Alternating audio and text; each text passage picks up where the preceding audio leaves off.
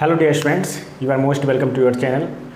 आज के video lecture में हम मेमोरी मैनेजमेंट के मेथड्स को समझेंगे कि कौन कौन से मेथड्स हैं जिससे कि ऑपरेटिंग सिस्टम मेमोरी को मोर इफ़िशिएंट वे में मैनेज करता है। ठीक है, तो अगर मेमोरी मैनेजमेंट की मेथड की बात की जाए तो दो मेथड है जिससे कि मेमोरी को ऑपरेटिंग सिस्टम के द्वारा मैनेज किया जाता है। सबसे पहला मेथड है कंटिन्यूअस मेमोरी एलोकेशन। ठीक है, कंटिन्यूअस मेमोरी एलोकेशन में हम लोग क्या करते हैं इसको अभी देखेंगे। दूसरा होता है नॉन कंटिन्यूअस मेमोरी एलोकेशन। यहाँ पे नाम से आपको पता चल रहा है कि यहाँ जो मेमोरी का एलोकेशन होगा, इस मेथड में जो मेमोरी का एलोकेशन होगा वो एक कंटिन्यूअस मैनर में होगा, कंसेक्यूटिव मैनर में होगा। ठीक है, मतलब लगातार जो भी प्रोग्राम्स आएंगे उनको मेमोरी एलोकेट कर दिया जाएगा। ठीक है, P1 आया, P1 को पहले दिया गया, उसके बाद P2 आया, P2 को उसके बाद मेमोरी एलोकेट किया गया, then after P3, P4 and so on. जबकि नॉन कंटिन्यूअस मेमोरी एलोकेशन में जो भी हमारे प्रोसेसेस होते हैं उनका मेमोरी एलोकेशन, देखो जब भी मैं मेमोरी एलोकेशन की बात करूंगा तो ये रैम में मेमोरी एलोकेशन की बात की जाए, मतलब कौन से प्रोसेस को मेमोरी कितना एलोकेट किया जा रहा है, इसका मतलब ये हुआ। तो नॉन कंटिन्यूअस मेमोरी एलोकेशन में जो भी मेमोरी का एलोकेशन होता है ये कंटिन्यूअस मैनर में नहीं होता है, उनको जहाँ भी मेमोरी स्पेस खाली रहेगा वहाँ पे उनको ट्रांसफ़र कर दिया जाएगा, उनको वहाँ पे मेमोरी एलोकेट कर दिया जाएगा। या फिर हम कहें कि हमारे रैम में हमारा जो मेमोरी ब्लॉक होता है उस मेमोरी ब्लॉक में प्रोग्राम के प्रोसेसेस के जो साइज़ है उनके साइज़ के अकॉर्डिंग भी मेमोरी एलोकेट कर दिया जाता है। ठीक, मतलब ये ज़रूरी नहीं है कि इनके एक ऑर्डर में ही, एक कंटिन्यूअस मैनर में ही, कंसेक्यूटिव मैनर में ही प्रोग्राम आए और उनको मेमोरी एलोकेट कर दिया जाए। ठीक है, तो बेसिकली अभी इस वीडियो लेक्चर में दोनों के हम लोग बेसिक्स को समझेंगे, दोनों क्या है इसको देखेंगे, और नेक्स्ट वीडियो लेक्चर में दोनों को हम लोग सेपरेट स्टडी करेंगे क्योंकि ये टॉपिक बड़ा है। ठीक है, सबसे पहले कंटिन्यूअस मेमोरी एलोकेशन देखेंगे, उसके बाद नॉन कंटिन्यूअस मेमोरी एलोकेशन को हम लोग समझेंगे। सबसे पहले देखो यहाँ हमने कहा कि कंटिन्यूअस मेमोरी एलोकेशन क्या होता है। Allocation of memory to the processes are done in a continuous और कंसेक्यूटिव मैनर। यहाँ पर जो भी प्रोसेसेस होते हैं उनमें मेमोरी का एलोकेशन जो है उनको मेमोरी प्रोवाइड किया जाता है इन कंटिन्यूअस मैनर में। ठीक है, इसका मतलब क्या है अभी मैं डायग्राम के हेल्प से आपको समझाऊंगा। और नॉन कंटिन्यूअस मेमोरी का मतलब allocation of memory to the process in not in a continuous और कंसेक्यूटिव मैनर। ये कंटिन्यूअस या कंसेक्यूटिव मैनर में नहीं होता है। फॉर एग्जाम्पल यहाँ देखो, यहाँ पर बहुत सारे प्रोसेसेस हैं। ठीक है, ये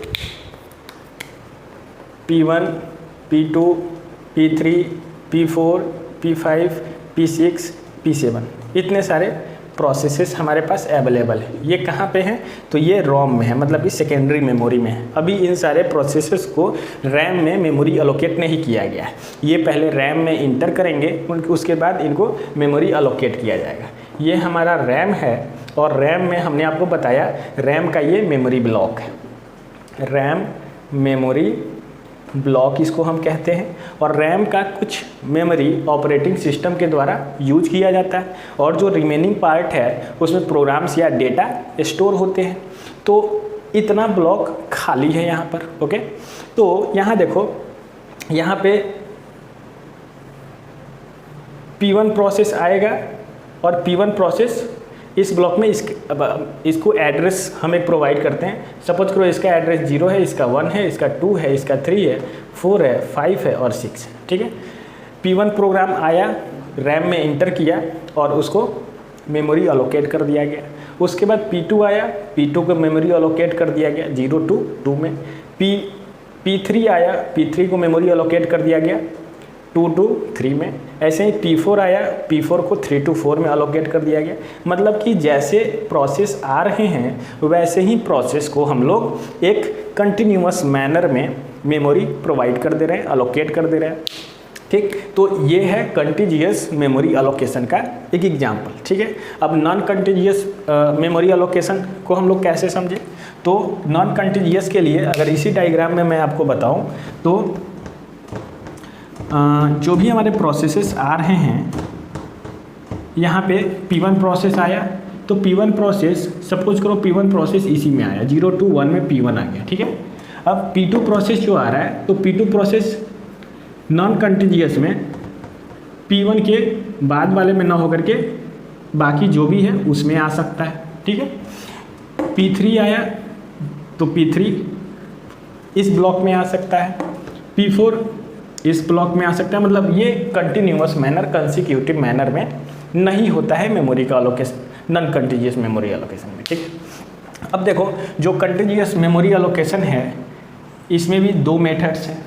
एक मेथड्स को हम लोग कहते हैं फिक्स्ड पार्टीशन, और ये जो फिक्स्ड पार्टीशन है इसको स्टैटिक पार्टीशन के नाम से भी हम लोग जानते हैं। ओके, और नेक्स्ट होता है वेरिएबल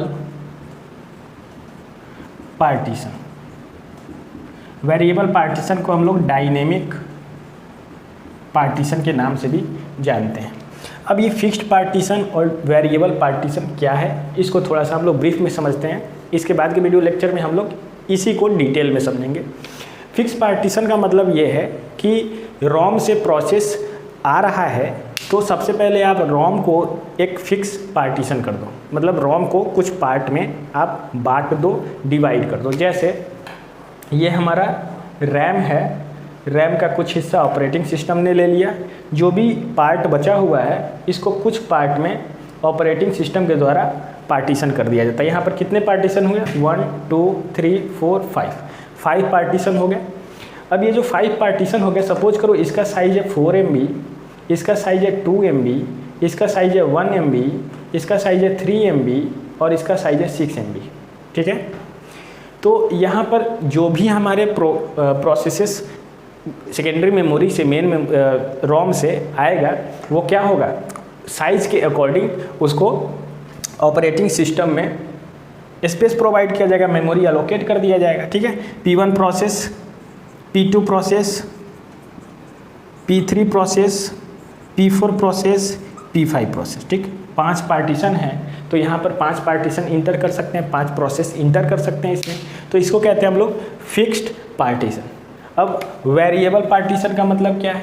वेरिएबल पार्टीशन का मतलब ये है कि पहले आप रैम को पार्टीशन मत करो, पहले रैम को आप पार्टीशन मत करो, जब कोई प्रोसेस आएगा उसके बाद आप इसको पार्टीशन करना।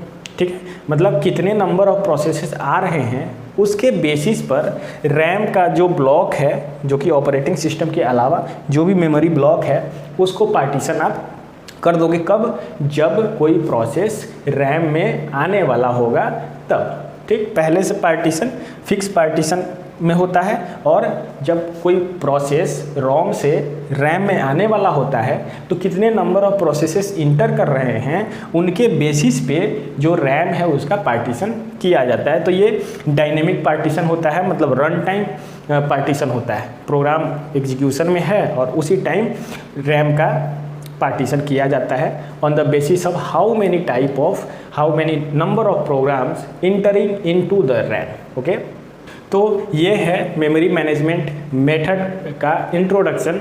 अब हम लोग नेक्स्ट वीडियो लेक्चर में कंटिन्यूअस मेमोरी अलोकेशन में फिक्स्ड पार्टीशन और वेरिएबल पार्टीशन को डिटेल में समझेंगे। उसके बाद हम लोग चलेंगे नॉन कंटिन्यूअस मेमोरी अलोकेशन में, जो कि बहुत ही इंपॉर्टेंट पार्ट, बहुत एग्जामिनेशन में क्वेश्चंस पूछे जाते हैं।